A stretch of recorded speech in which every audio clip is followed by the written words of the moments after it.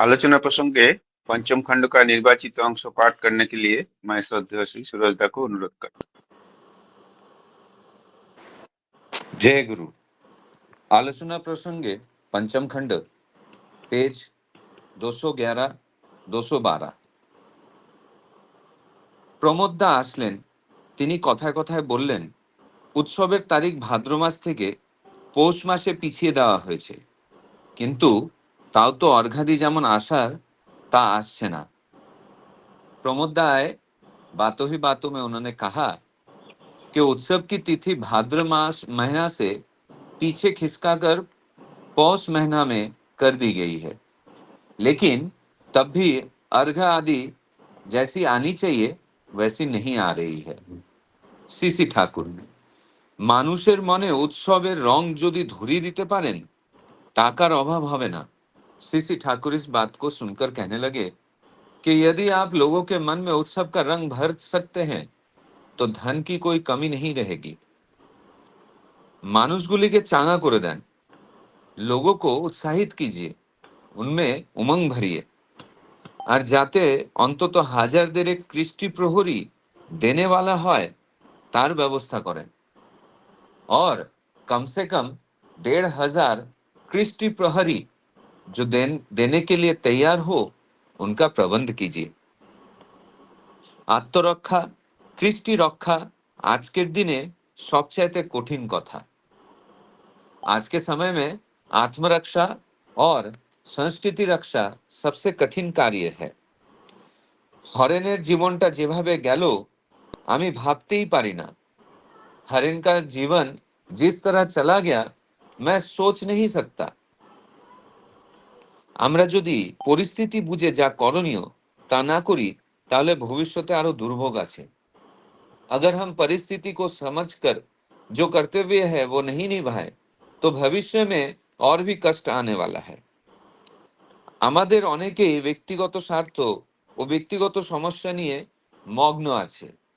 हम में से कई लोग केवल व्यक्तिगत स्वार्थ और निजी समस्याओं में डूबे हुए हैं।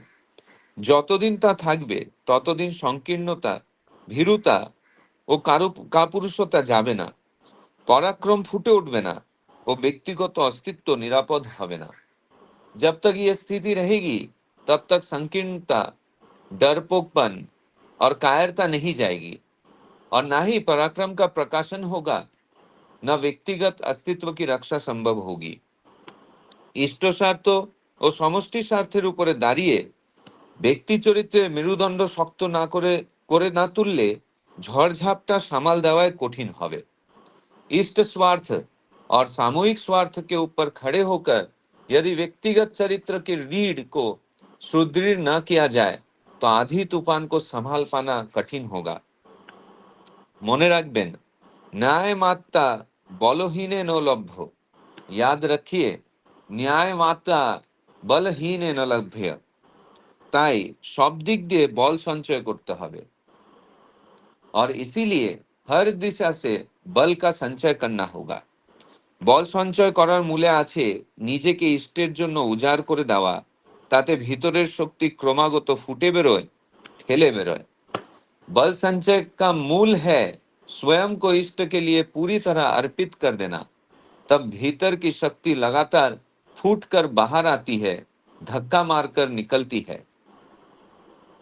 ইষ্টার্থী হওয়ার এই মস্ত সুবিধা, ওতে মানুষকে টেনে লম্বা করে তোলে, অফুরন্ত প্রসারিত করে তোলে, গভীরতায় অগাধ করে তোলে। इष्टार्थी होने का यही बड़ा लाभ है। वह मनुष्य को खींचकर लंबा कर देता है, अनंत विस्तार में विस्तृत कर देता है और गहराई में अगाध बना देता है। স্বার্থান্ধ হলে সংকীর্ণ গণ্ডির মধ্যে ঘুরপাক খেতে খেতে क्लांत हुए पड़े। यदि स्वार्थांध हो जाए तो संकीर्ण परिधि में ही चक्कर काटते काटते थक कर चूर हो जाता है। शक्ति छाड़ा पाए ना, आबद्ध हुए থাকে, शक्ति नहीं पाता है, बंधित हो बना रहता है। আবার পরিবেশের সঙ্গে অযথা বিরোধের সৃষ্টি করে और फिर व्यर्थ ही वातावरण के साथ टकराव पैदा करता है। প্রমোদ দা, অকারণ যেসব অত্যাচার ও প্রতিবন্ধকের সম্মুখীন হতে হয় তাতে মন খারাপ হয়ে যায়। प्रमोदा ठाकुर जी से कहने लगे कि बेवजह जो अत्याचार और बाधाओं का सामना करना पड़ता है उससे मन खिन्न हो उठता है। सीसी ठाकुर सते प्रतिष्ठा करते गेले असतेर शक्ति तार विरुद्धे दाड़ाबेई। सीसी ठाकुर जी इस बात को सुनकर कहने लगे कि जब भी सत्य की स्थापना करने का प्रयास किया जाएगा असत की शक्ति उसके विरुद्ध खड़ी हो जाएगी। তাই सत्य शक्ति यदि वृद्धि ना पाए ताहले तार प्रतिष्ठा होबे ना। इसीलिए यदि सत्य की शक्ति बढ़ती नहीं है तो उसकी स्थापना नहीं हो पाएगी। বাইরের নানা রকম অত্যাচার ও ষড়যন্ত্র জানিয়ে দিচ্ছে আমাদের কতখানি শক্তিমান, সুকৌশলী ও সঙ্গত হওয়া প্রয়োজন। बाहरी अत्याचार और षड्यंत्र ये दिखा रहा है कि हमें कितना अधिक शक्तिशाली, कुशल और संगठित होना होगा। অপোজিশন বিরুদ্ধতা ওভারকাম অতিক্রম করার ভিতর দিয়ে শক্তি বাড়ে। অপোজিशन यानी कि विरुद्धता ओवरकम यानी कि अतिक्रम करने के द्वारा ही शक्ति बढ़ती है। তাই घाबड़े गेले হবে না और इसीलिए घबराने से नहीं होगा। बोल्डली साहसेर संगे सब सिचुएशन फेस करते अवस्थार सम्मुखीन होते হবে। बोल्डली यानी कि साहस के साथ हर सिचुएशन फेस करना यानी कि हर एक अवस्था का सम्मुखीन होना होगा। सब रकम प्रतिकूलताके जय करार अभिज्ञता यदि थाके ताहले परे आटकाबे ना। हर एक किस्म के प्रतिकूलताओं को विजय करने की अभिज्ञता अगर रहे तो बाद में अटकना नहीं पड़ेगा। विपद आपदे अवसन्न हुए पड़ाटा क्लीबता। विपद आपद में अटक जाने पर या संकट से टूट जाना दुर्बलता है। ओते कोनो पौरुष नहीं, गौरव नहीं। उसमें ना ही कोई वीरता है और ना ही कोई गौरव है। वीरेर मतो दारान, वीर के जैसे खड़े हो जाइए। बी एन ऑप्टिमिस्ट, आशावादी हन। बी एन ऑप्टिमिस्ट, आशावादी बन जाइए। जय गुरु। जय गुरु। श्रद्धेय सुरजदा बहुत सुंदर भाव से और बहुत निपुण भाव से आलोचना प्रसंगों का निर्वाचित अंश पाठ किए और उनको हिंदी में अनुवाद करके बताए। आज का जो विषय वस्तु है उसका 2 पैराग्राफ है। मैं संक्षेप में वो 2 पैराग्राफ को बता देता हूँ। प्रमोददा आके बोले उत्सव का तारीख भाद्र महीना से पोष महीना तक पीछे कर दिया गया है, लेकिन अर्घ्य जितना आना चाहिए था उतना नहीं आया। श्री ठाकुर जी बोले यदि मनुष्य का मन में उत्सव का रंग भर दिया जाए तो रुपया पैसा का कोई अभाव नहीं होगी। कम से कम 1500 कृष्टि पौड़ी को व्यवस्था करनी होगी। आत्मरक्षा और कृष्टि रक्षा आज का समय का सबसे कठिन विषय है। हमारे बहुत सारे लोग व्यक्तिगत स्वार्थ और व्यक्तिगत समस्या को लेकर मगन हैं। जितना दिन ऐसा रहेगा उतना दिन संकीर्णता, डरपोकपन और कायरता दूर नहीं होगी। ना ही पराक्रम प्रकट होगा और ना ही व्यक्तिगत अस्तित्व सुरक्षित रह पाएगा। याद रखना चाहिए न्यायमात्मा बलहीन लभ्यो। इसलिए चारों तरफ से बल संचय करना होगा। बल संचय का मूल है स्वयं को इष्टों के लिए पूरी तरह अर्पित कर देना। तब भीतर का शक्ति लगातार फूट फूट कर बाहर आएगी। दूसरा पैरा, प्रमोददा बोले बेवजह जो अत्याचार और बाधाओं का सामना करना पड़ रहा है उसमें मन खराब हो जाता है। श्री ठाकुर जी बोले यदि सच्चाई को स्थापन करनी हो तो असत्य की शक्ति जरूर उसे विरोध में खड़ी होगी। इसलिए सत्य का शक्ति को वृद्धि करनी होगी। विरोध का पार करने का माध्यम से ही शक्ति बढ़ती है। इसलिए घबराना नहीं, साहस पूर्वक हर परिस्थिति को सामना करना होगा।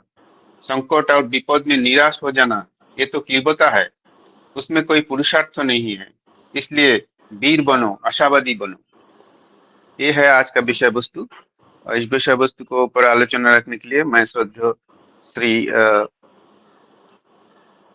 अजय दा को अनुरोध करूंगा 10 मिनट आलोचना करने के लिए। श्रद्धेय श्री अजय दा। जय गुरु दादा। जय गुरु। वंदे पुरुषोत्तमम, वंदे पुरुषोत्तमम, वंदे पुरुषोत्तमम। ये बहुत अच्छा आज का संवाद जो परम दयाल श्री ठाकुर और प्रमोददा के मध्य कन्वर्सेशन चल रहा है, जिसमें एक उत्सव को लेकर चर्चा हो रही है कि अर्घ की कमी के कारण, लोगों की जागरूकता के कारण आज उस जो परम दयाल का जो उत्सव, आने वाला उत्सव है, उसको पोस्टपोन कर दिया गया है। भाद्र मास है, उसको पौष मास में स्थानांतरित कर दिया गया है, शिफ्ट कर दिया गया है, जस्ट ड्यू टू कि जो अर्घ कलेक्ट होना चाहिए वो नहीं हो पा रहा है। तो ठाकुर जी ने यहाँ पे इस नेगेटिव थॉट को भी प्रमोद दा के कि कैसे उसको पॉजिटिव में भरा, कि कैसे उनको हर एक प्रति मनुष्य के प्रति ठाकुर जी का जो उत्साह है, जो हमेशा उसको आगे बढ़ने की प्रेरणा परम दयाल हमेशा जो देते आया है, कि कैसे किसी के अंदर छुपे हुए, हर किसी के बीच में अंदर जो सामर्थ्य है, उस सामर्थ्य को कैसे हमको उस आग को जला देना है, यही ठाकुर जी ने इस कन्वर्सेशन में बताया है कि जो उत्सव है वो उत्सव करना कोई बड़ा काम नहीं है। बड़ा काम क्या है कि बड़ा काम है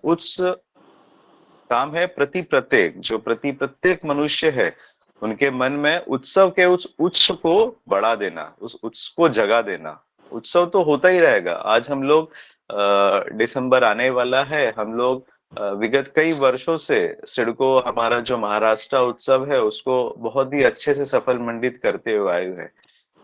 सिर्फ महाराष्ट्र उत्सव नहीं, हमारा सत्संग विहार का उत्सव, हमारा पलावा उत्सव, डोंबिवली उत्सव, तो ये जितने भी उत्सव परम दयाल को केंद्रित करके हम लोग सारे लोग इसमें करते हैं, इसमें जो अपना योगदान देते हैं, योगदान ऐसी एक दो को देने से तो नहीं होता है। ये सबके प्रति वो उच्च को ठाकुर जी ने वहां पे यही समझाने की कोशिश की है कि यहाँ पे सिर्फ मैन मनी मटेरियल होने से नहीं होगा। मैन मनी मटेरियल के साथ साथ में चाहिए हमारे अंदर वो इच्छा शक्ति, कि मैं कैसे अपने इष्ट को अपने अंदर और ज्यादा प्रतिष्ठित कर पाऊं, मेरे अंदर वो करने का बहुत अच्छा एक सुजोग को मैं जगा पाऊं। अगर हम देखें तो हमारा जो सिडको उत्सव होता है वो कितने विशाल रूप में होता है। मैं जब भी अपने एमपी वालों के साथ में बातें करता हूँ उत्सव को लेके, तो मैं हमेशा एक एग्जाम्पल दिया करता हूँ कि एवरीथिंग इज पॉसिबल। हम इसके पीछे जो इच्छा शक्ति है, जो महाराष्ट्र वालों की जो इच्छा शक्ति है, सिर्फ उन लोग में वो करने की चाह है, इस कारण से इतना बड़ा, इतना सुंदर और सुसज्जित, सब कुछ एकदम बैलेंस्ड और सब कुछ एकदम मैनर्ड तरीके में ये लोग इतना अच्छा इसीलिए कर पाते हैं क्योंकि उनके अंदर वो करने की चाह है। वो 2 दिन का प्लान नहीं होता है, वो महीनों और काफी महीनों का वो पूरा प्लानिंग होता है, काफी महीनों की वो मेहनत होती है दिन रात की, और वो एक यूनिटी होती है कि लोग बाग कैसे किसी भी उत्सव को सफल मंडित कर सके, कैसे भी उस चीज को। तो सबसे बड़ा जो मेन रीजन है कि हमारे अंदर जो वो ज्वलंत है कि हम कैसे हमारे प्रेष्ठ को, कैसे हमारे इष्ट को और अधिक इष्ट स्वार्थ को हम लोग हमारे अंदर केंद्रित कर सके, तभी जाके कोई भी उत्सव सफल मंडित होता है। और प्रमोदा यहाँ पे यही दुख व्यक्त कर रहे हैं कि आज मनुष्य की कमी के कारण, आज अर्घ की कमी के कारण, आज ये जो भाद्र का उत्सव है वो हम लोग नहीं कर पाएंगे, उसको हम लोग को पोस्टपोन करना होगा। तो ठाकुर जी यहाँ पे यही बता रहे हैं कि हमें प्रति प्रत्येक के मन में उत्सव के उस उत्सव को जगा देना होगा, उत्सव के रंग में एक एक को रंगा देना होगा, लोगों को एक्साइटेड करना होगा, आनंदित करना होगा, उमंग से ओतप्रोत कर देना होगा।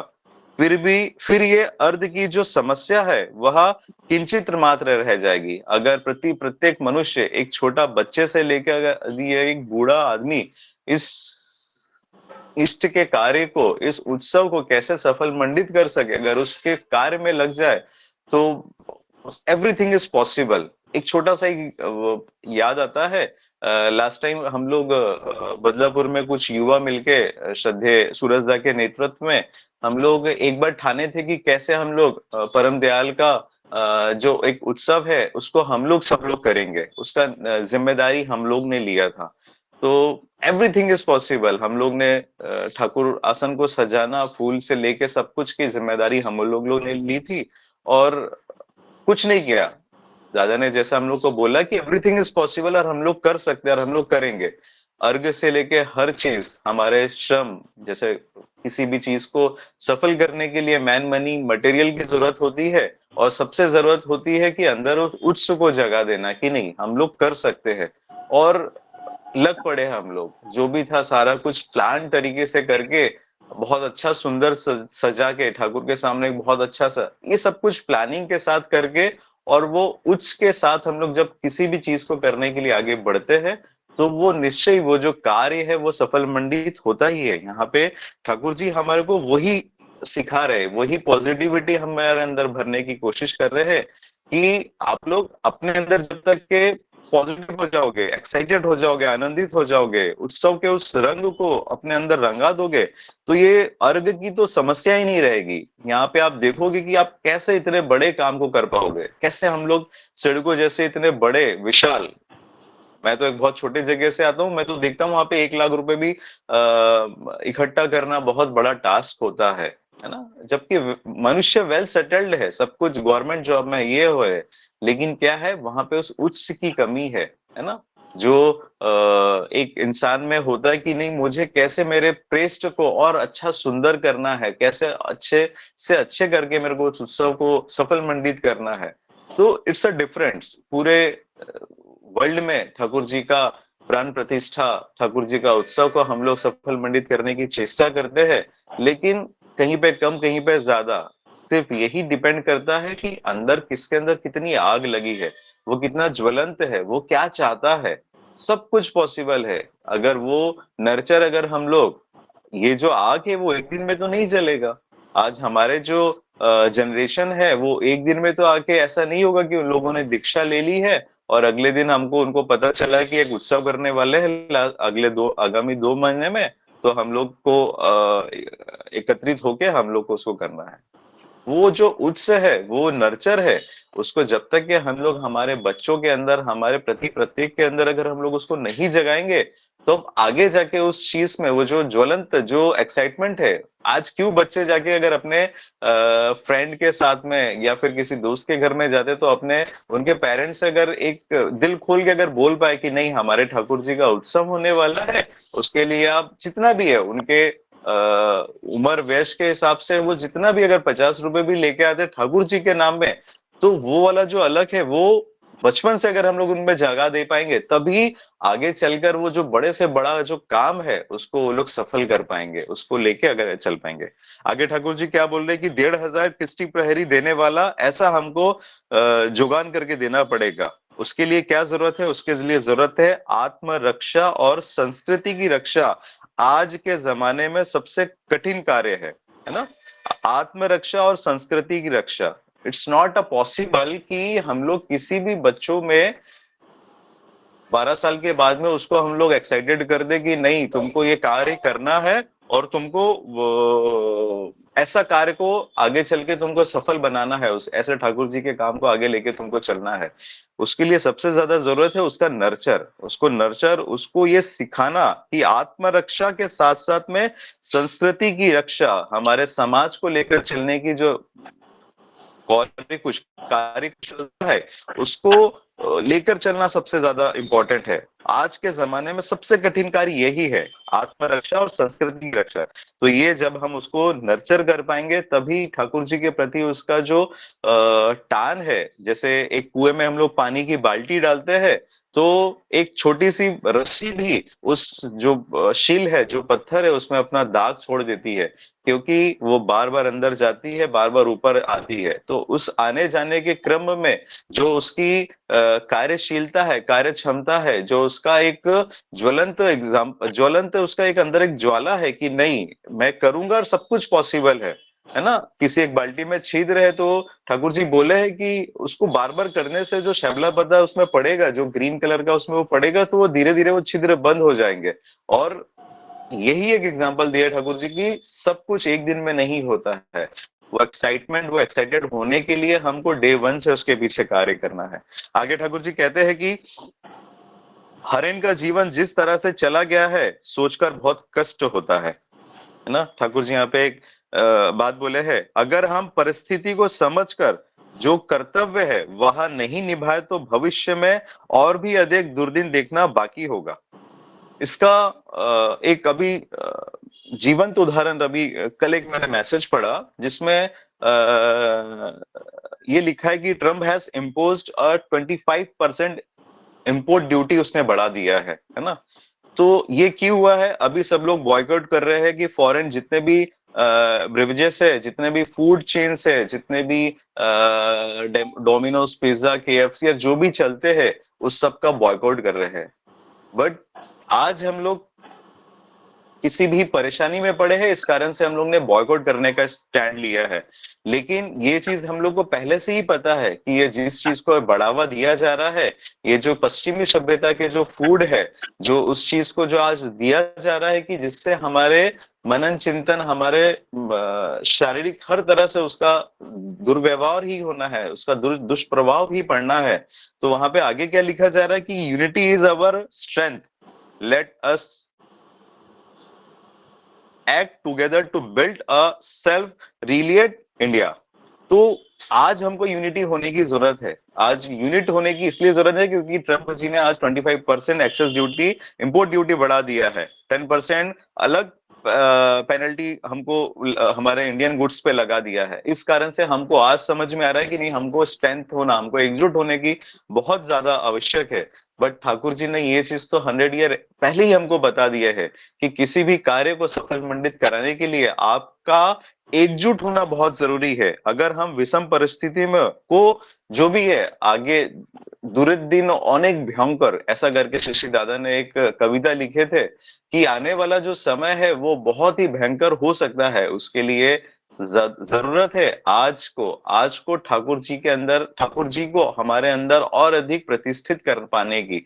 हमारे उस विषम परिस्थिति को कोरोना ने हमको समझाया है कि कैसे भी अगर हम लोग को सदाचार को अगर हम लोग लेकर नहीं चलेंगे तो आगे के दिन बहुत भयंकर है। ठाकुर जी ने हर एक तरह से जीवन में कैसे हमको चलना है, आगे बढ़ना है, उस चीज को अगर हम लोग नहीं करेंगे तो आगे बढ़ ही नहीं पाएंगे। आगे ठाकुर जी बोलते हैं कि हमें से बहुत से लोग व्यक्तित्व स्वार्थ और निजी समस्या में ही मग्न है, और तब तक ये व्यक्तिगत स्वार्थ की भावना मन में रहेगी तब हमारे मन में भय, डर, संकीर्णता और कायरता नहीं जाएगी।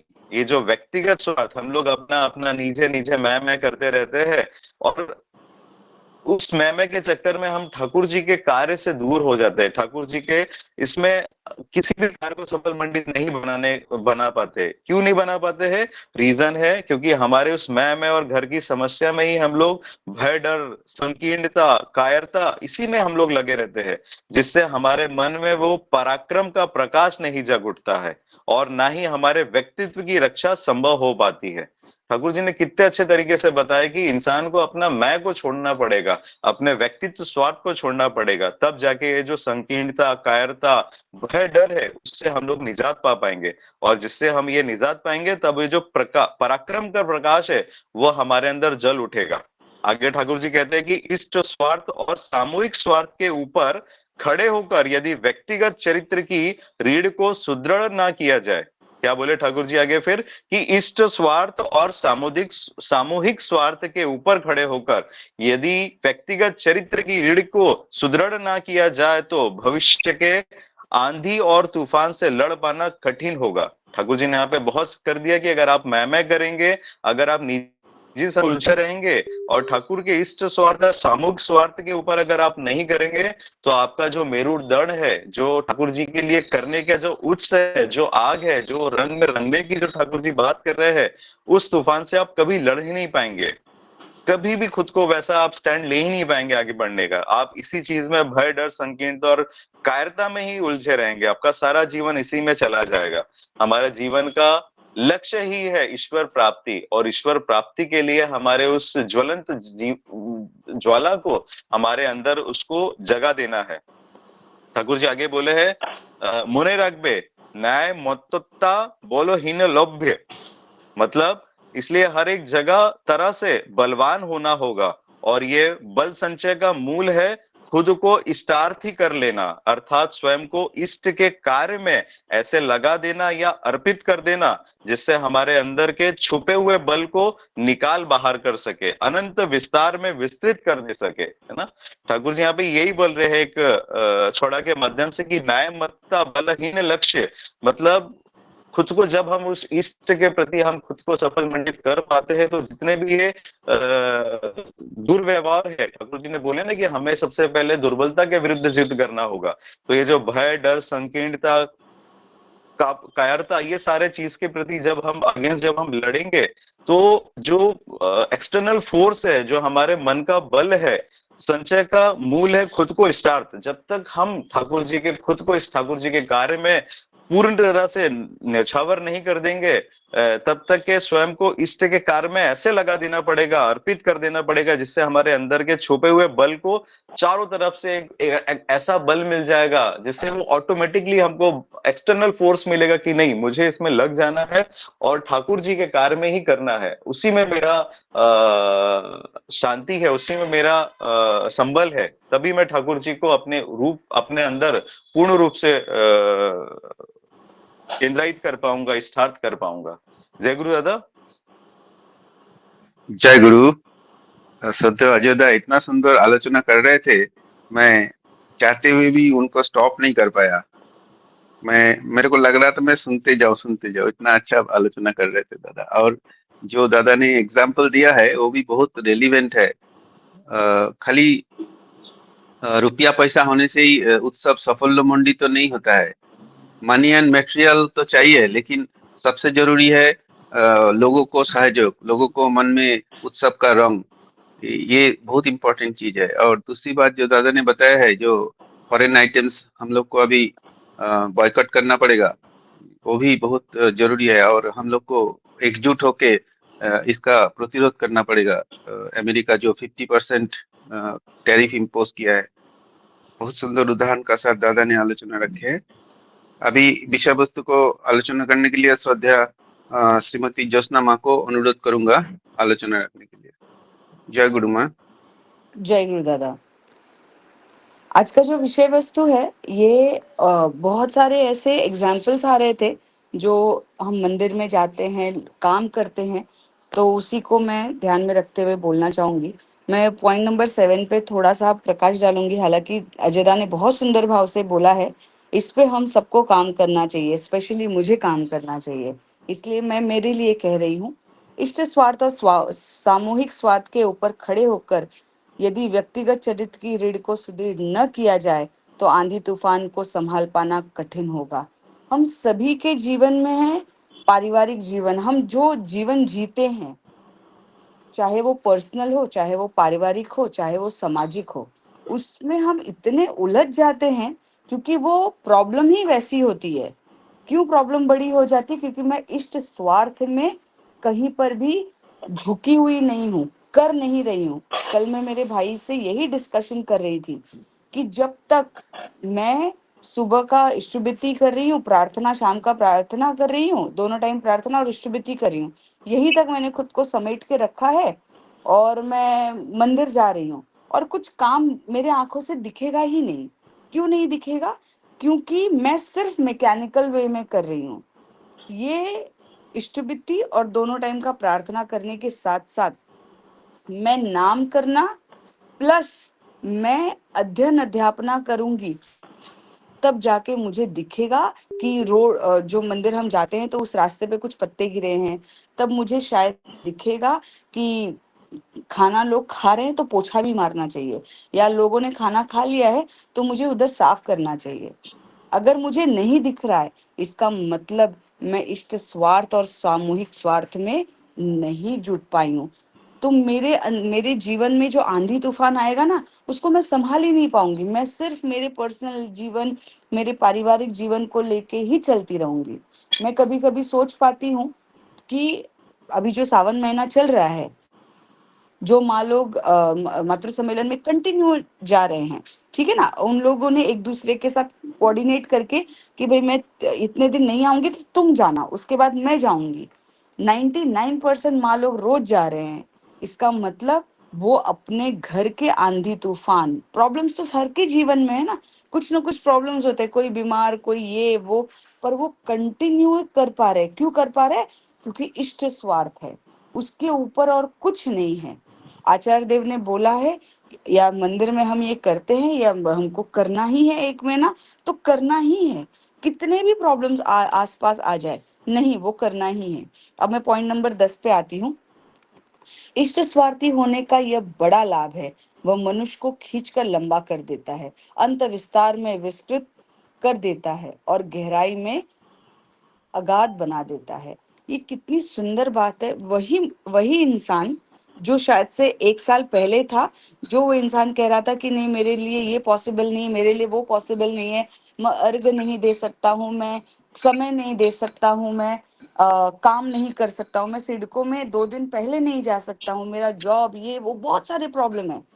पर जैसे वो इष्ट के लिए सोचने लगता है, कंटिन्यूएशन अपने जीवन में लाता है, खुद जाके कुछ कर्म करता है, संडे टू संडे उधर कुछ काम करता है, आचार निवास में कुछ काम कर रहा है, साफ सफाई का कुछ काम कर रहा है, नहीं तो आनंद बाजार में कुछ काम कर रहा है, या कुछ लोगों से बैठ के बातें, अच्छी याजन सुन रहा है, और उसको याजन सुनने के साथ साथ काम कर रहा है, फिजिकल वर्क करने के बाद वो कोई भी वही इंसान 1 साल के बाद अचानक से उसके लिए समय, उसके पास समय निकल आता है, अचानक से उसके पास पैसे आ जाते हैं। वही सिचुएशंस है। यहाँ पर बोला है कि वह मनुष्य को खींचकर लंबा कर देता है, मतलब कैपेसिटी को इतना ज्यादा बढ़ा देता है।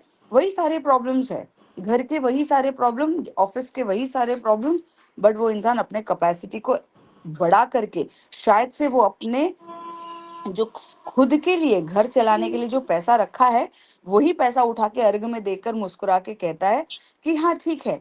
और घर घर के लिए वो सोचता है ठीक है ठाकुर जी है, वो हो जाएगा जुगाड़, कोई बात नहीं, मैं इस महीने आधी रोटी खाऊंगा, कोई बात नहीं। तो ये यहाँ पर ये 10 नंबर जो पॉइंट है वो बहुत जरूरी है। और ये कब पॉसिबल होगा? जब हम कंटिन्यूएशन में काम करते रहेंगे, ठाकुर जी का काम करेंगे, शब्दों में नहीं, हमको उसके लिए उतरना पड़ेगा, काम करना पड़ेगा। ये जो काम करने की बात है, ये जो सुबह उठकर हम जो आलोचना प्रसंग ज्वाइन करते हैं और कंटिन्यूएशन में उसको सुन रहे हैं, अगर कोई भी गुरु भाई 10 दिन तक उसको एक जगह पर बैठ के सुन रहा है ना, तो 11वें दिन वो अपने आप को रोक नहीं पाएगा सोमनाथ दास से या शशि भाई से बात करने पे कि मुझे भी बात करना है, मुझे भी बोलना ही है। क्यों? क्योंकि उसके अंदर वो इतना, उसने 10 दिन तक सुन लिया है, बातों को चिंतन मनन कर लिया है, शायद से वो कुछ लिख भी रहा है, और फिर उसके अंदर जो चिंतन मनन करके जो उसके अंदर जो भाव प्रकट हो रहा है ना, भाव तो कहीं पे बोलना पड़ेगा, कहीं पे बताना पड़ेगा, तब वो शुरू अपने घर से करेगा, आसपास के लोगों को करेगा, तब वो हैंड रेस करके भी बोलेगा कि नहीं आज मुझे भी कुछ कहना है, क्योंकि उसके साथ भी तो कंटिन्यूएशन भाव आ रहा है। तो ये थॉट प्रोसेस कब होगा? जब हम ठाकुर जी के लिए करेंगे, नहीं करेंगे तो जीवन भर मैकेनिकल ही रहेगा।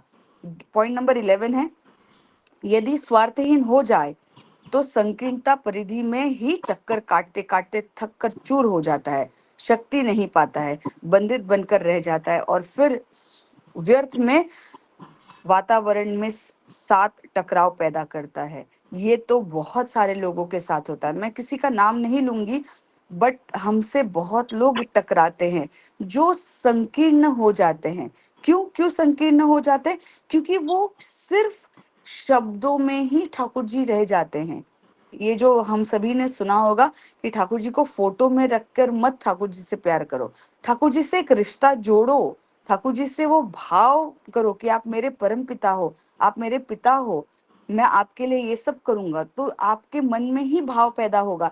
सोचिए, किसी को मंदिर में कहना पड़ता है कि चलो आज हम ये काम करें, हमको ये काम करना है, ठीक है। अभी मैं यहाँ पर बहुत सारे गुरु भाई लोगों का नाम लूंगी, जो काम करते करते वो कुछ जैसे उन्होंने मंदिर में एंटर किया, अचानक से उनको याद आता है कि जहाँ पर प्रार्थना हो रहा है वहां पर जो गर्मी के समय जहाँ पर प्रार्थना हो रहा है, सत्संग हो रहा है, वहां पर जो ये रखा है, कारपेट रखा है, वो थोड़ा टेढ़ा मेढ़ा हुआ है, वो जस्ट उन्होंने मंदिर में एंटर किया है, वो लेट हो चुके हैं, पर फिर भी वो कारपेट को ठीक करते ये सोचते हुए कि कोई यहाँ पे टकरा के गिर नहीं जाए। फिर देखते हैं अंदर जाके कि माइक का जो जो वक्ता है जो बोल रहा है वो माइक थोड़ा सा नीचे है या ऊपर है, इमीडिएट खड़े होकर उसको ठीक करते हैं, आवाज ठीक नहीं आ रहा उसको ठीक करते हैं। ठीक है ना, वो खुद को रोक नहीं पाते, वो कंटिन्यूएशन में रह गए रहते हैं। फिर देखते हैं कि जहाँ पे प्रसाद दिया जा रहा है शायद से वहां पे थोड़ा सा गिरा हुआ है, अचानक से उसको उठा के ठीक ठाक करके सही जगह पे उसको डाल के हाथ से धो रहे हैं। जहां पर खाना बनता है वहां के सुविधा में जुट जाते हैं। उनको कोई नहीं कहता है कि आपके लिए काम है, या कोई उनको नहीं कहता दादा आप ये काम कीजिए, माँ ये आप ये काम कीजिए। उनके दिमाग में कंटिन्यूएशन काम रहता है। वहां पर पत्नी कहाँ पर है, बच्चा कहाँ पर है, या पति कहाँ पर है, उसका कोई भान नहीं रहता है। उल्टा परिवार वाले जब जाने का समय आता है तो वो बोलना पड़ता है कि अरे चलो समय हो गया है, लेट हो रहा है। इसका मतलब वो इंसान कंटिन्यूएशन में ठाकुर जी को अपने माथे पे लेकर चल रहा है। नहीं तो अगर इष्ट स्वार्थ नहीं है तो मन में संकीर्णता आएगी। हमेशा जैसे एंटर किया, मंदिर में एंटर किया तो घड़ी में समय देखेगा और बोलेगा अरे चलो बहुत लेट हो रहा है, अरे जल्दी करो, अमुक काम करना है घर पे, अरे ये भी काम करना है। वो चक्कर खा के यहाँ पे लिखा है चक्कर काटते काटते थक कर चूर हो जाता है, शक्ति नहीं पाता है, कोई एनर्जी नहीं। एनर्जी का मतलब यहाँ पर शक्ति का मतलब ताकत नहीं, मन की एनर्जी। अरे कोई बात नहीं 4 बज गए, कोई बात नहीं 1 घंटा और ये काम कर लूं मैं। यहाँ पर जब तक आप फिजिकल ठाकुर जी के लिए कुछ नहीं करोगे, ये सारी भाव, ये सारा थॉट प्रोसेस, ये सारा शक्ति, मन की शक्ति कभी भी पैदा नहीं हो सकती है। हम सभी को ये सब कंटिन्यूएशन में करना है।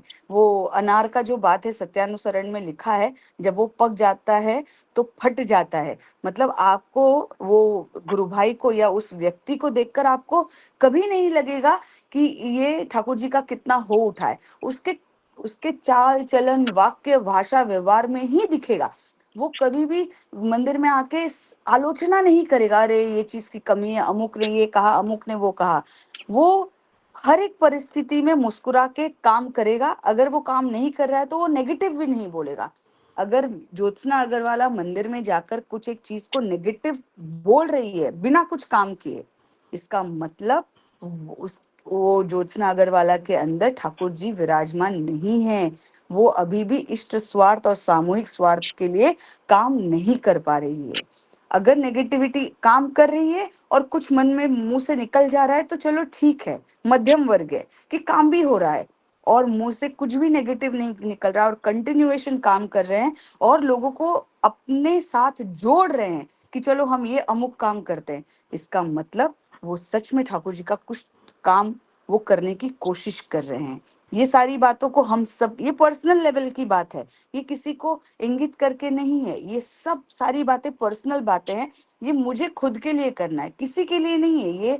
ये जो सारी बातें हैं ये मैं कितना करूं।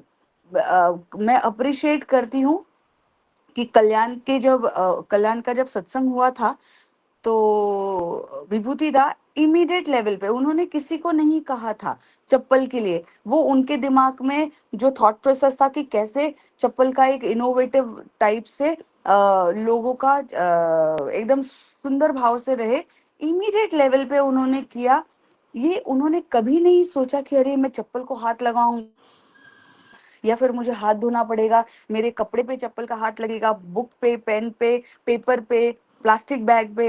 मैं तो आनंद बाजार में भी काम कर रहा हूँ, मैं कैसे करूंगा, फिर हो सके तो मैं कीर्तन में भी जाऊंगा, अरे मैं ऐसे कैसे काम कर सकता हूँ, ये काम मैं किसी और को दे सकता हूँ। ये विचार नहीं करते हुए उन्होंने कितने सुंदर भाव से उसको अपनाया। अगर मन में थोड़ा भी ठाकुर, अगर उनके साधक भजन में थोड़ा भी कमी होता ना, किंचित मात्र कम होता ना, तो वो चप्पल को हाथ से पकड़ने में वो ये नहीं करते, वो भेदभाव करते। पर तो उन्होंने तुरंत भेदभाव नहीं किया, उन्होंने तुरंत चप्पल उठा के थैली में डालना शुरू किया। बोलने का तात्पर्य ये है कि हम अपने कैपेसिटी को कैसे बढ़ाते हैं, रोज बढ़ाना चाहिए, एक दिन में नहीं होता है। या किसी को मुस्कुरा के नहीं बोलना होता कि जाके वो काम करो, कैपेसिटी इमीडिएट हो जाती है, क्योंकि वो चिंतन चिंतन मनन इतना ज्यादा होते रहता है, काम दिखता है ठाकुर जी का। ठाकुर जी को कैसे मैं स्थापित करूं, यहाँ पे 4 लोग आने वाले हैं, उन 4 लोगों के सामने मैं कैसे ठाकुर जी को स्थापित करूं, कैसे सुंदर भाव से ठाकुर जी को यहाँ पे प्रतिष्ठित करूं, ताकि कोई न सब लोग यहाँ पे सुंदर भाव से अच्छी चीजों को लेकर जाए। ये सारी बातें हम सभी के लिए है, हम सभी को इस पे प्रकाश डालना चाहिए, ताकि हम ठाकुर जी के और हो उठे। यहीं पे मैं अपने वक्तव्य को विराम देती हूँ। दादा जय गुरु। जय गुरु माँ। आपने बहुत सुंदर भाव से विषय वस्तु का आलोचना की है। जो ठाकुर जी का काम करने से कितना कैपेसिटी बढ़ता है, उन्होंने आपने ये व्याख्या किया है। आपने जो बोला है, डेली कोई अगर आलोचना प्रसंग को सुने तो उनको मन में भी एक इच्छा होगा कि मैं भी बोलूं, और इसमें उनका कैपेसिटी बढ़ेगा। और यही हमारा प्रयास है।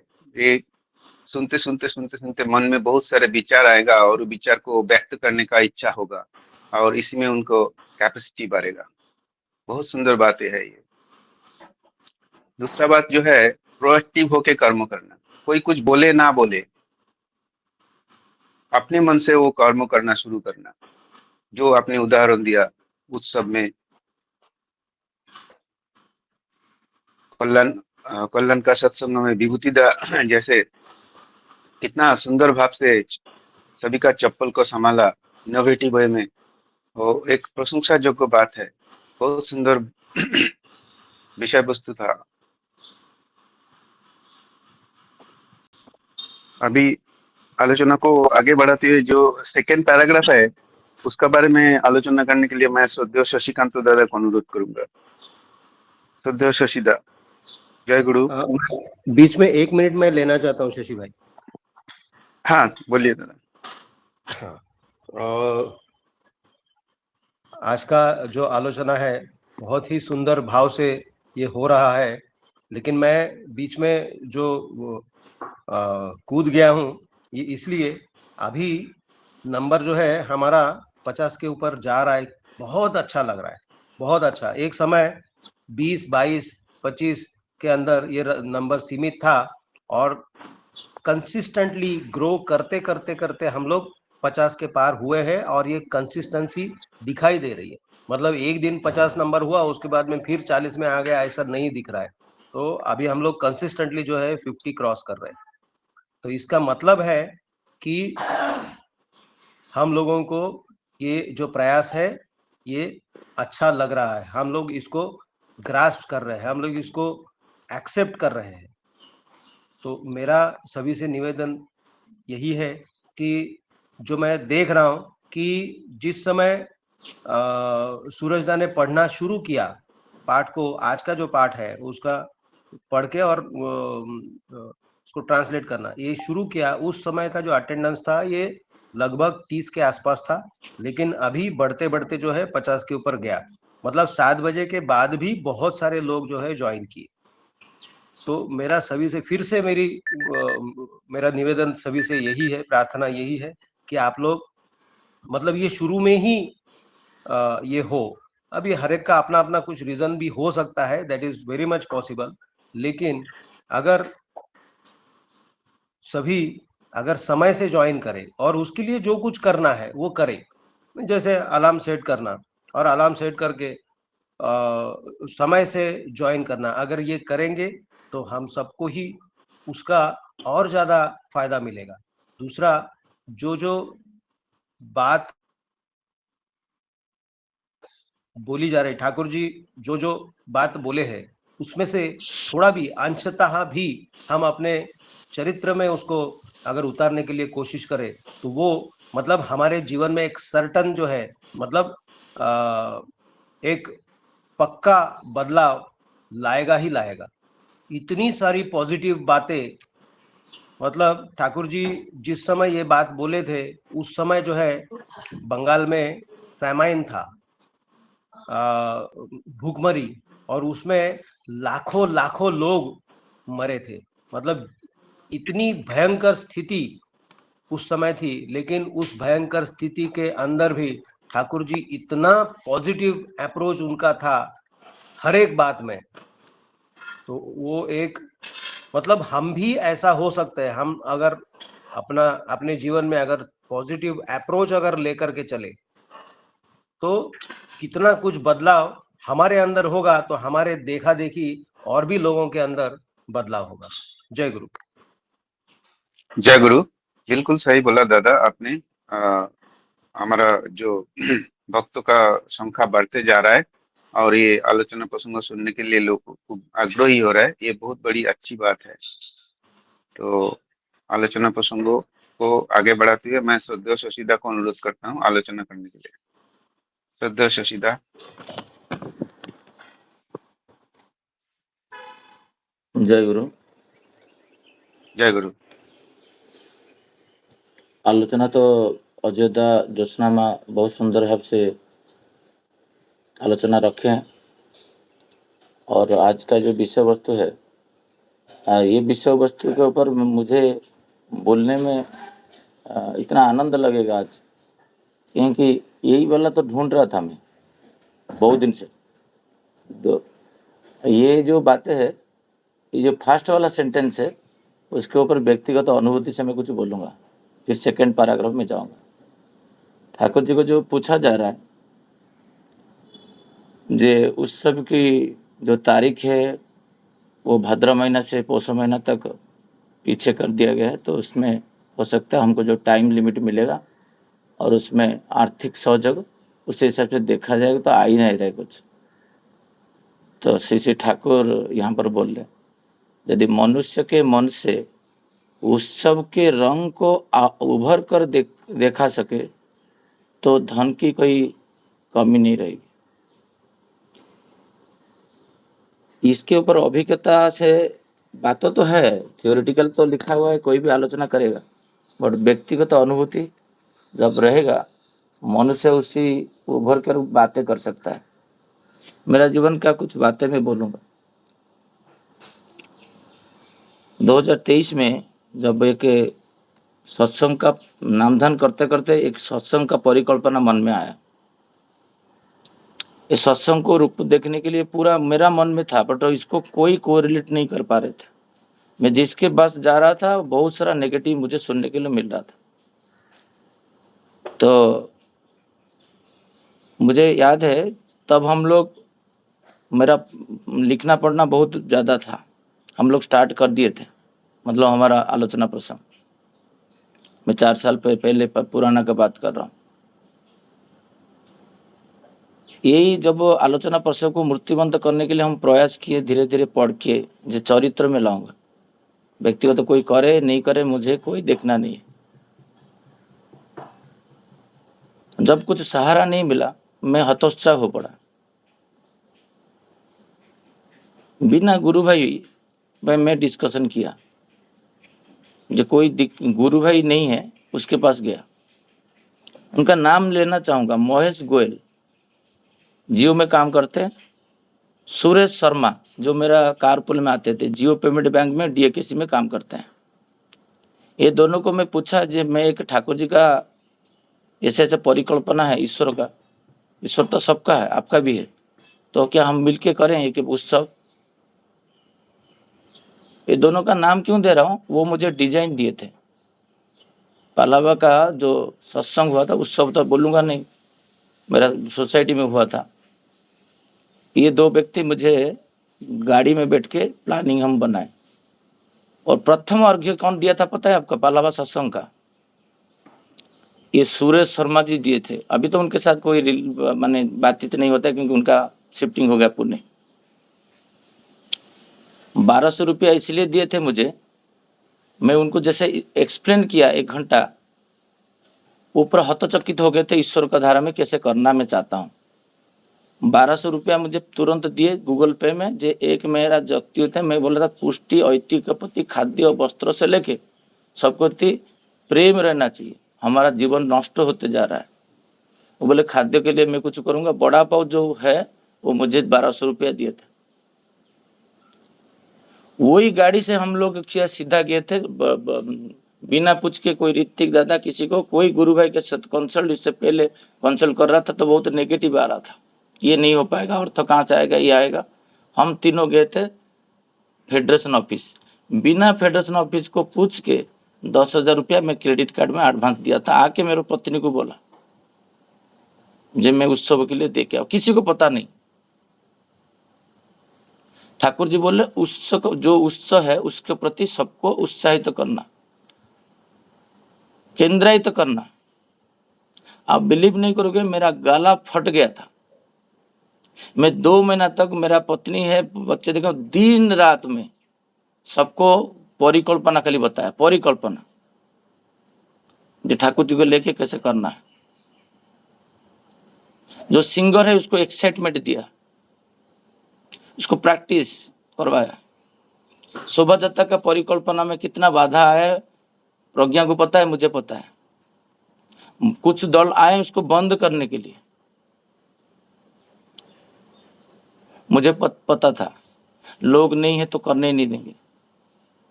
तो उन्होंने इतना प्रिपेयर था, 400 लोग का लिस्ट, विद इन 5 मिनट्स में उनको 1 2 3 डाल के भेजा। मैं प्रत्येक बाधा विपत्ति को मैं देखा हूं। वहां पर एक व्यक्ति सेकंड सत्संग में देखा, जो व्यक्ति जा रहा था रास्ता में, वो कुछ टेंशन में था, तो मैं बोला दादा टेंशन क्यों हो, दीक्षा तो कोई नहीं लेते, नहीं लिए ना परिवेश में, 100-150 लोग लिए हैं, बट परिवेश में तो बहुत लोग हैं। बट हम लोग क्या सोचते हैं, परिवेश में ईश्वर का जो अधिकार है केवल दीक्षा जो लिए उन्हीं का। तो बोला ऐसे ऐसे। बोला आपको सूर्य उपासना करते हो ना? हाँ करता हूँ, मैं तो पानी देता हूँ।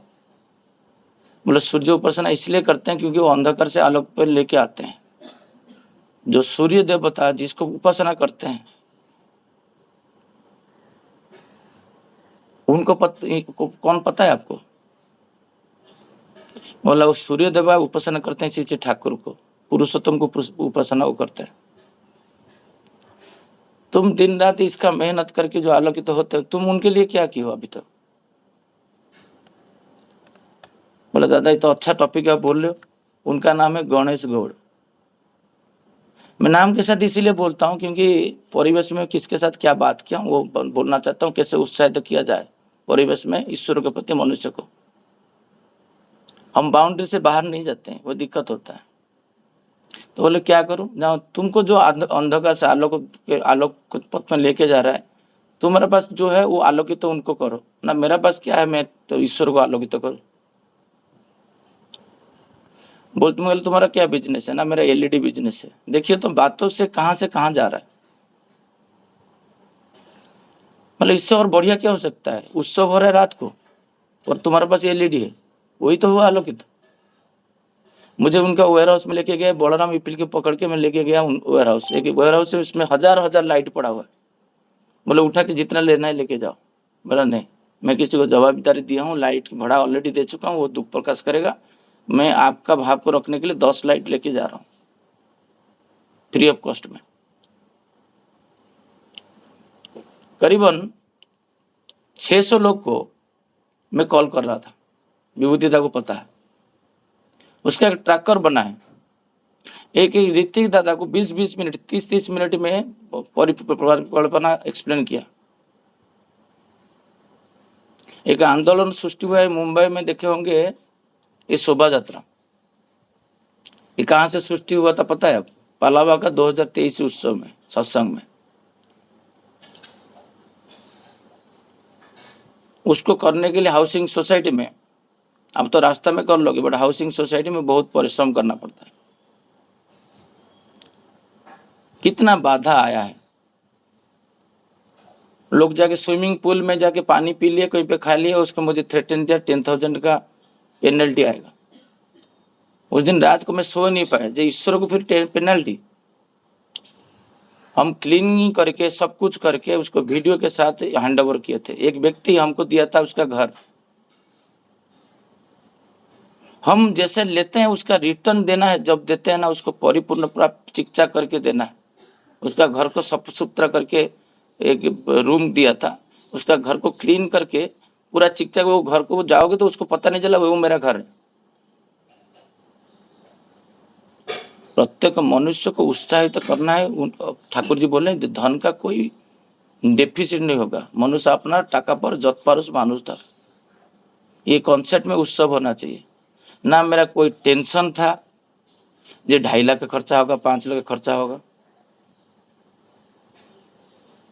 अभी भी जब आचार्य देव बोले बृहत्तर करने के लिए हम लोग बाहर जा रहे हैं, कोई बोला था इतना खर्चा हो जाएगा, बोले तुम्हारा जितना कर्तव्य है उतना तुम दो, बट मनुष्य को उत्साहित करो उत्सव के प्रति। खाली गुरु भाई क्यों, जब सुरेश शर्मा जी उत्साहित मुझे करके पहला अर्घ्य वो दे सकते हैं, गणेश भाई जो जिसका एलईडी बिजनेस है वो दे सकते हैं। हमारा एक एलईडी 8 बिल्डिंग में डिस्प्ले लगा था ठाकुर जी का फोटो के साथ टीवी में, उसमें 250 लोग देख रहे थे। मुझे धृतिमानदा जब आए थे स्पीकर, मुझे पूछे इसका शशि भाई इसका कितना कॉस्टिंग है, तो बहुत लंबा कॉस्टिंग होगा। बोले इसका कॉस्टिंग कुछ है ही नहीं। बातें करते करते मजाक में मुझे बोले जी किसके नाम पे बिलिंग होगा, मैं बोला ईश्वर का नाम पे बिलिंग करो। ईश्वर तो मेरा नहीं है, रजिस्ट्री श्री ठाकुर अनुकूलचंद्र को तो रजिस्ट्री मैं नहीं किया हूं ना, जो मेरा गुरु है। हम बोलने का तरीका सीखना चाहिए जी, ईश्वर का बोध हमारा जब जैसे बोध है, परसेप्शन है, कंसेप्शन है, उस हिसाब से हम लोग संचारित उत्सवमुखी कर पाएंगे लोग को। तो वो सेक्रेटरी हंसे, बोला ये मजाक मजाक में आप क्या बोल रहे हो। मगर तुम लिखो, मुझे क्या प्रॉब्लम है, बिलिंग ईश्वर नाम पे क्यों नहीं करोगे, ईश्वर का काम है, मेरा काम थोड़ी है। जब मैं रजिस्टर करता हूँ, जब मैं कर रहा हूँ, जो अभी अजयदा बोले थे मैं छोड़ना, ये तो क्या ठाकुर अनुचंद्र जो सत्संग हो रहा है क्या मैं कर रहा हूँ। आई एम ना कोऑर्डिनेटर, मैं इसको व्यवस्था कर रहा हूँ कहाँ पर क्या रहेगा, उसमें तो सब लोग करेंगे। अभी मैं देखा हूँ जगन्नाथ का जो रथ यात्रा हुआ था, उसमें कितना लोग मराठी लोग, बाहर से लोग, जो हमारा सेक्रेटरी, हमारा ट्रेजरर हर दिन आके सेवा दे रहे थे। मैं देखा क्या यही लोग सेवा ठीक से ठाकुर अनुकूलचंद्र का सेवा नहीं दे सकते, हम उनको अलाउ करें तो वो देंगे लाइफ में। तो और फिर बिलिंग नहीं की, मेरा नाम पे बिलिंग होगा तो मुझे करेंगे ना। तो ईश्वर के नाम पे कौन बिलिंग करेगा, किसका सामर्थ्य है। जो टू द गॉड लिखेंगे, जाओ एड्रेस पता करो कहाँ पर रहते हैं ईश्वर, उनसे पैसा लो। तो ये भाव मनुष्य के अंदर रहना चाहिए।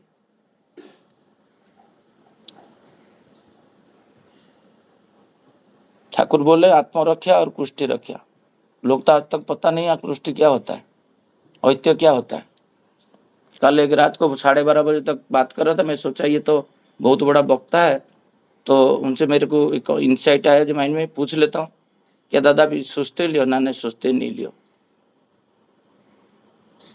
मुझे आश्चर्य लगता है मनुष्य का जीवन में। अभी वो आगे बहुत चला गया, तो फिर मुझे 12:30 बजे तक प्रज्ञा को बिठा के उसको जाजन कर रहा था। इमीडिएट कल सुबह आप सोचते हैं लो, बोला मेरा घर पे कुछ मरा घरा चल रहा है।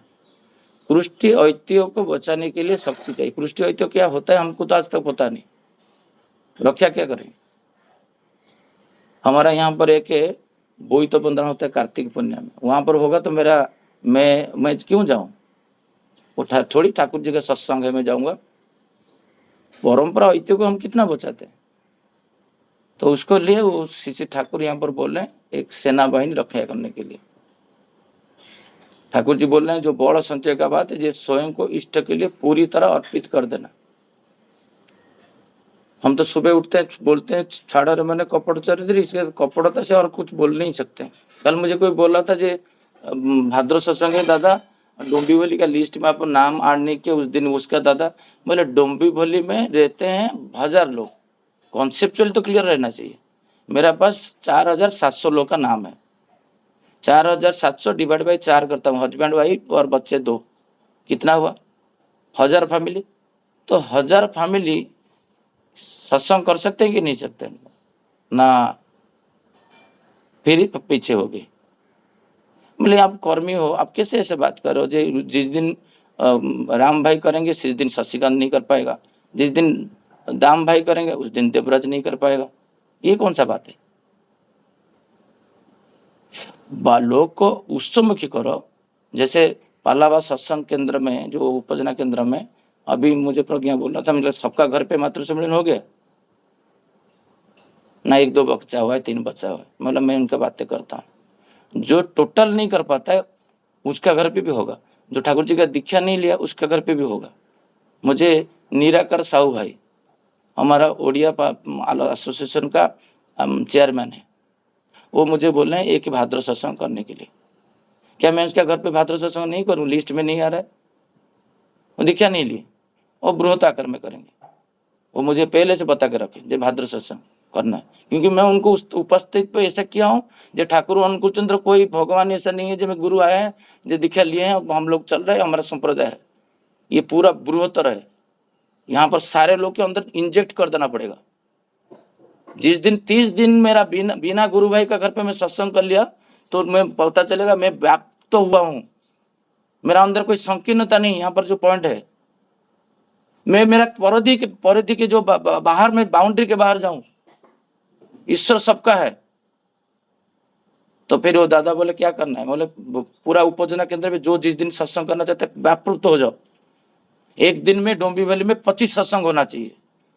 एक 10 बाई 20 रूम में कितना लोग बैठ सकते हैं? 40 लोग। क्या 40 लोग आप इकट्ठा नहीं कर पाएंगे परिवेश में?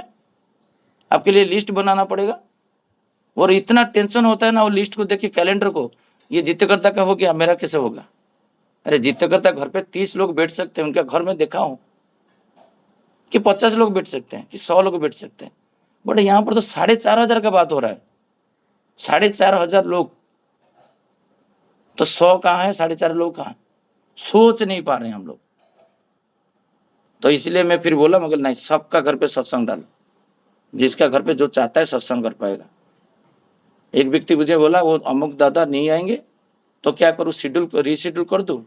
बोले जब इन्विटेशन दे चुके श्री ठाकुर को तो रीशेड्यूल का कोई मायने नहीं रखता है, वो चाहेंगे तो घर फुल हो जाएगा। और मेरा 10 मिनट लेट हुआ था उस दिन सत्संग पहुंचने के पहले, मैं गया तो उसका घर पे देखा 75% और प्रार्थना खत्म होते होते पूरा घर पे फुल हो गया था। उनका वाइफ भी प्रज्ञा को बोल रहे थे, शशि भाई ठीक बोल रहे थे। उत्सव जो होगा एक ही उद्देश्य में होगा, उत्सव मुखी के लिए। यहाँ पर कोई मेटेरियल मनी वो कुछ मायने नहीं रखता है। मनुष्य को ईश्वर के साथ जोड़ने का प्रक्रिया है उत्सव, और उसमें अर्थ कहाँ बाधा दे सकता है? मुझे आप बोलोगे पालावा में 10 लाख कलेक्शन करने के लिए, मुझे 2 मिनट नहीं लगेगा 10 लाख कलेक्शन करने के लिए। मुझे एक व्यक्ति मुर्सवा से हिमांशु दा, वो एसपीआर है, एज भी 42 है, मुझे एक दिन बोले शशि भाई वहाँ पर एक एसी लगेगा और इमीडिएट 52,000 चाहिए, और आपका कॉमन फ्रंट में फेसबुक में देखा ये स्मृति रंजन जन दुबई में रहते हैं और वो हमारा गांव का पास लोग है, मैं जानता हूँ वो आपका बेस्ट फ्रेंड है, क्या आप मुझे वो 52,000 कलेक्शन करके दे सकते हो? मैं बोला रुको अभी लाइन पे रुको। फिर स्मृति भाई को फोन किया दूसरा फोन में, व्हाट्सएप में, हमने स्मृति भाई उसका मुर्सवा अकाउंट में एक 52,000 ट्रांसफर कर दीजिए। तो किसके लिए क्या लगेगा, आप दे सकते हो क्या? कुछ नहीं, आप ट्रांसफर कर दीजिए। वो ट्रांसफर कर दीजिए, बोला शशि भाई आप रुको, वो ट्रांसफर कर दिए। उधर ज्यादा टाइम नहीं हुआ, 60 सेकेंड के बाद मुझे बोल रहे एक रुकिए एक मैसेज आया, हिमांशु भाई बोल रहे 52,000 1 मिनट में आ गया। मतलब वो व्यक्ति को मैं कभी भी जिंदगी में अर्घ्य नहीं मांगा हूँ, वो मेरा रूममेट था आज तक, और वो ढूंढ रहा था किस दिन मुझे शशि भाई मुझे अर्घ्य मांगेंगे, मैं दूंगा और धन्य हो जाऊंगा ठाकुर जी के लिए। व्यक्तिगत तो स्वार्थ के लिए कहीं एक दिन 5 पैसा उससे नहीं लिया। वो व्यक्ति किसी को, एक गुरु भाई को एक कार भी डोनेट किया है, मैं सुना बाद में। मैं चाहूंगा तो मेरे लिए सब कुछ वो कर सकता है, क्योंकि मेरा सेवा और मेरा प्रेरणा ठाकुर जी के दिखे में उनके पति 3 साल क्या था उसको पता है। एक ही मात्र 10 साल में एक ही अर्घ्य मांगा उसको, वो देगा नहीं। हमारा व्यक्तिगत स्वार्थ को हमको जलांजलि देना चाहिए, हमको कोई किसी को यूज नहीं करना चाहिए जिंदगी में। दिन उत्सव होगा उस दिन हिमांशु भाई बोले ये इसको होता है, मतलब वो व्यक्ति बहुत है, बट मैं किसको कहाँ पर यूज करूँ, वो मेरा ठाकुर जी का काम के लिए यूज करूँ।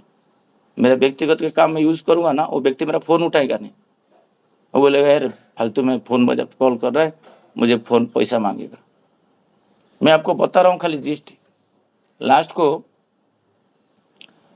श्री ठाकुर जी को पूछा जा रहा है, जे प्रमोदा पूछ रहे हैं, बेवजह अत्याचार और बाधाओं के सामना करना पड़ता है, उससे मन क्षीण हो उठता है। प्रज्ञा और मैं रात को नींद उड़ गया था पालावा फास्ट सत्संग में, जो कांड हुआ है वो अंदर में छुपा के हम लोग रखे। सेकंड में भी सेम हुआ। क्या लोकल लोग नहीं होते हैं, लोकल परिधि नहीं होता है, उसमें विशृंखला नहीं हो सकता है। इतना प्रेशर मेरे ऊपर डाले हैं, मेरा दिमाग खराब कर दिए। नेगेटिव बात बोलना नहीं चाहिए, बट बोलना नहीं, ईश्वर का काम है, मैं ईश्वर का काम करूंगा, जो कुछ भी हो जाए। नॉट ओनली खाली सत्संग, ऑफिस में भी वही अवस्था है। क्योंकि आप जब उभर के ऊपर जाओगे ना, तो आपका मेटरलिस्टिक लाइफ चेंज हो जाएगा, आपका सारे कुछ चेंज हो जाएगा। जब आपका केंद्र ठाकुर रहेंगे, कोई कपटता नहीं करना है, तो हजार लोग आपका शत्रु हो जाएंगे। ये ठाकुर जी का बातें लिखा हुआ है। यदि सच्चाई की स्थापना करनी हो तो असत्य की शक्ति जरूर उसका विरोध में खड़ी होगी। ये युग पुरुषोत्तम श्री ठाकुर जी का बातें है। तो आप जिस दिन सत्य में चलोगे, वही जो व्यक्ति आपका हांजी आपके साथ घूम रहा है ना, वही ही पहले आपका पैर खींचेगा। क्योंकि इसके अंदर जो असत्य है तब ऊपर क्या आएगा, जब आपके अंदर सत्य तक ऊपर जाएगा।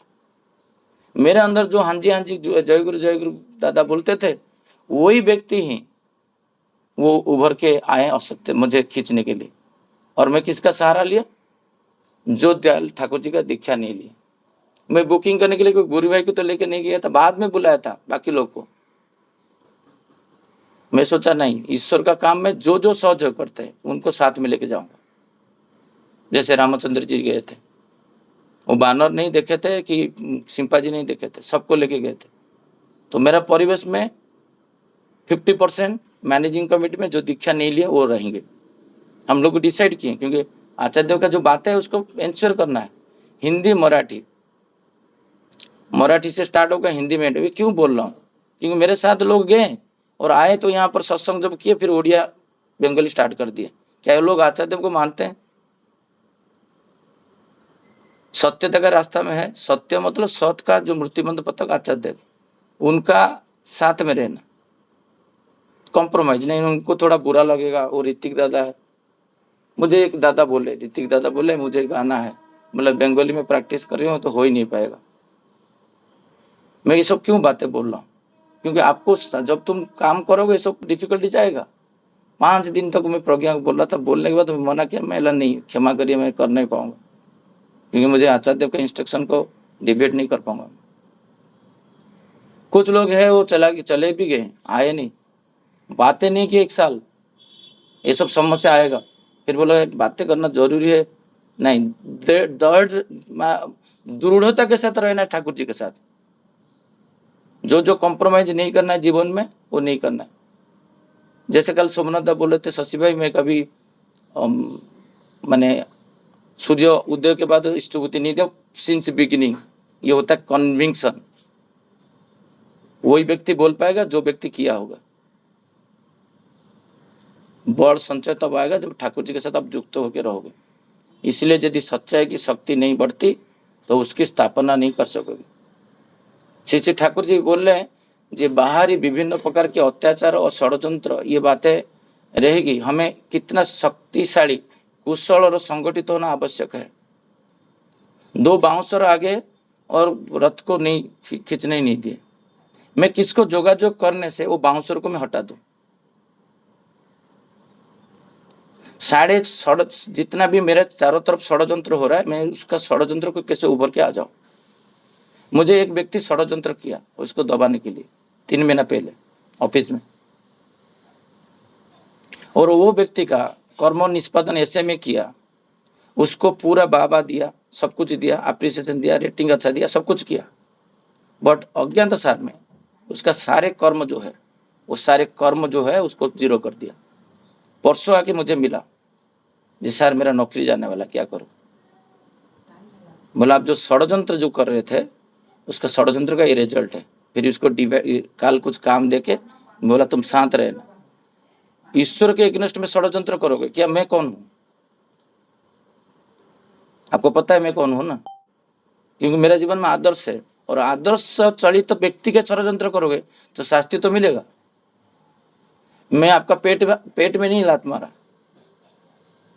आपको रेटिंग अच्छा दिया, फिर भी आप ज्यादा दिन का काम है और कंपनी को बोला मेरे को रिपोर्ट करना, तो आपको प्रॉब्लम होगा। बट आप इतना योग्य होते हैं तो मेरा बॉस तुम बन जाते हैं। तो षड्यंत्र तो हर जगह में होता है, ऑफिस में भी होता है, सत्संग दुनिया में होता है, हर जगह में आएगा। उसको उभर के कैसे आना है?